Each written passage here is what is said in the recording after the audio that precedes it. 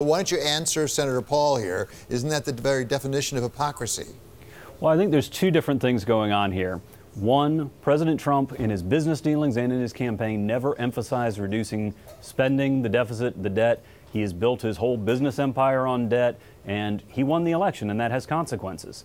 The second thing that's happening here is Senator Rand Paul needs to buy a mirror, because the problem is people who claim the mantle of fiscal responsibility, claim to be deficit hawks, and refuse to work with their leadership to make reasonable compromises. The result of that is congressional leadership has to go get votes from Democrats. And moderate Democrats have been defeated in the polls, particularly in the House. There are no more blue dogs. So you can't move just slightly to the left and pick up Democratic votes. You have to move a lot to the left and get a large number of Democratic votes. That's only necessary because Republicans like Rand Paul refuse to make reasonable compromises to keep spending down.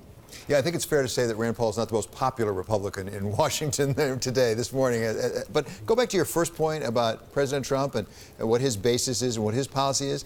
Is he changing the policy of the Republican Party? Because I have traditionally thought of the Republicans as being more toward fiscal restraint, more toward worrying about the deficit. But I don't hear any talk about that up on Capitol Hill these days. No, I think there's a couple of things going on here. One, Republicans are clearly choosing to promote and emphasize one of the other key elements of their agenda, which is economic growth and prosperity, rather than deficit reduction and debt reduction. I think that goes directly to the platform that Donald Trump ran on, the way that his background informs his decision-making in the White House. And we have to remember that President Trump is not, by conventional definitions, prior to becoming the nominee of the party, a Republican.